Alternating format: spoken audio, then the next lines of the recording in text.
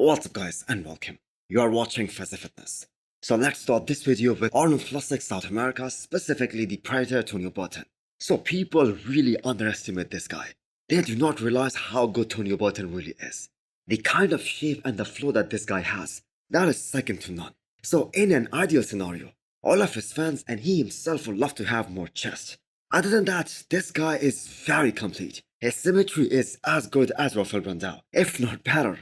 And that is saying something. Just take a look at the size of his waist in that front large spread shot. Now, most guys can make their waist look small doing a front double biceps or the front relaxed.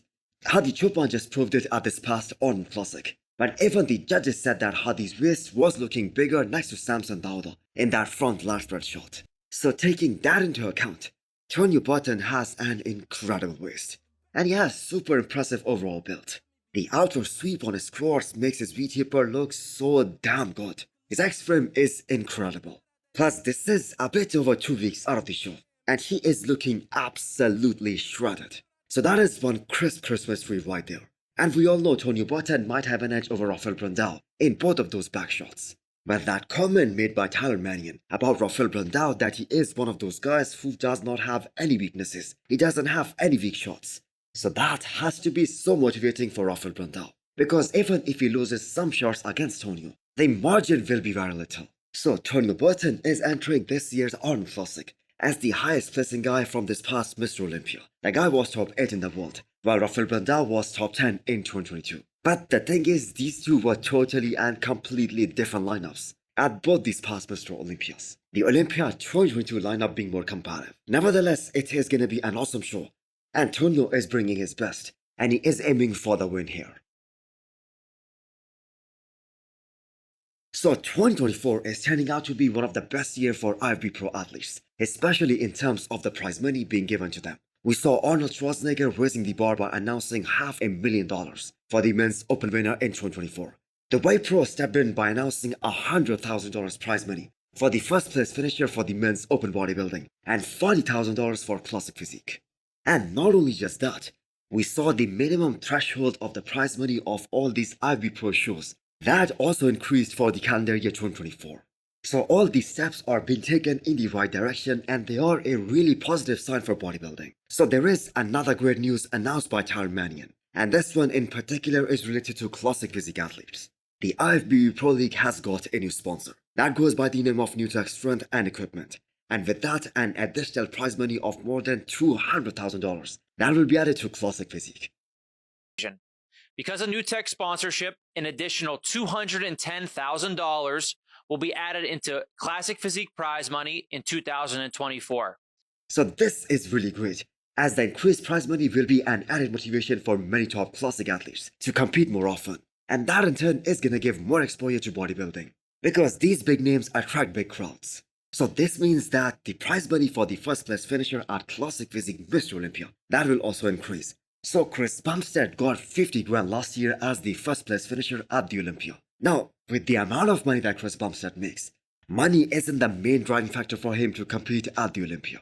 But if the prize money goes to $100,000 in 2024, that is gonna be really motivating for all these other athletes to work harder than ever to take down Chris Bumstead. So, exciting things are happening in the IFBB Pro League and in bodybuilding, and I am really glad to see the athletes getting the reward for their years and years of hard work. What is next for Blessing Awodibu? So judging by how 2023 went for him, do not be surprised if he takes that entire year off to make some much needed improvements, and the improvements that he desperately needs in his physique, especially if he wants to move up the ranks. And the thing that he needs to improve the most are his legs. He desperately needs his legs to match up to his upper half. So we saw 2 different versions of Blessing Awodibu last year. One at Chicago Pro, where he coached himself, which I have to say was a completely failed attempt. He appeared all soft and watery on the stage and it looked like he was like 4 weeks out of the show. So Blessing finished 4th at that show and he himself admitted that he was far off conditioning wise. So later during the year, we saw Blessing at Flex Pro Italy. And although he was so much better in Italy, especially in terms of conditioning, but the moment he loses water, his legs just deflates. So even though he was so much better in Italy compared to Chicago, still he only finished 5th at that show and even got beat by Xiaoming Yan, something none of us saw coming.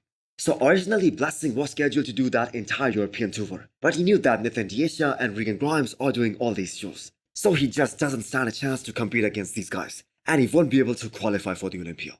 So he decided to shut the season down and go back to the drawing board, go back into the off-season. So Blessing has a great upper half. He has a great back as well.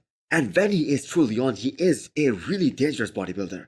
He appears so round and so bubbly and so 3D. And we saw that at Indy Pro 2022, where he was able to beat Charles Griffin.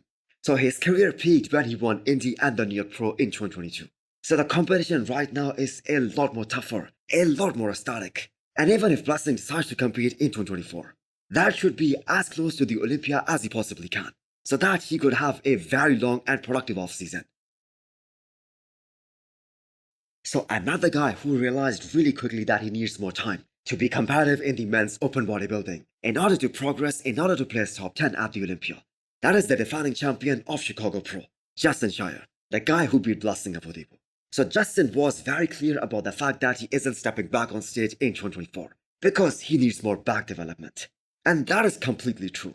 Out of all the guys who turned pro in the last few years, Justin had a very unique physique, huge arms, super small waist, and he had those amazing flaring quads. So he basically had everything what a bodybuilder dreams of, especially from the front. But his back is still lagging in development, and that too by quite some margin, and he needs a lot of work on this. But here is the predicament. All these guys have been training for years and years, and these guys turned pro after years and years of hard work. So if some body part or something is lagging at the start of their professional careers, that means genetics are playing a huge role in that. And a stubborn body part cannot be brought up in just 12 weeks' time. So Justin made a fair call. This guy trains very hard and very precise. So we obviously won't see him compete in 2024, but the fans are gonna see a bigger and a more competitive version in 2025. So interestingly, both Blessing and Justin competed at Chicago Pro 2023, and Justin was able to beat him at his pro debut. So who do you guys think have more potential out of these two guys? Sibu Costello and his coach has decided to add a few more weeks to the growing phase before they start their prep for 2024 season. So this guy was looking huge during the off-season, but considering that he is even taller than Samson Dauda, his current weight of 290 pounds, that doesn't mean anything, because Samson Dauda goes as high as 330 pounds, and he also stays very lean. So Sibu is one of those guys who has amazing structure, but as of right now, he hasn't found the right formula just yet. Just like Samson Dauda was struggling before he paired up with Milos Sarcev, and Milos certainly helped him pack a lot of muscle in roughly 2 years or so. So Sibu also needs a better plan. And yes, he too has a weak back, but so does Samson Dauda. And even with a quote-unquote weak back, Samson is placing top 3 in the world, and he is an Arnold Classic champion, and he is continuously improving. So why am I talking about Samson Dauda and Sibu Costello in the same sentence? The reason is up until 2019, both of these guys were placing outside of the top 6, and specifically I am talking about Vancouver Pro, where Hadi Choopan won, and Samson Dauda finished 8th, and Sibu Costello finished 11th. So what are your expectations from Sibu since he's coming back to the stage after a long time? Also hit the thumbs up button if you liked the video, and smash the subscribe button if you wanna come back for more. Thanks for watching.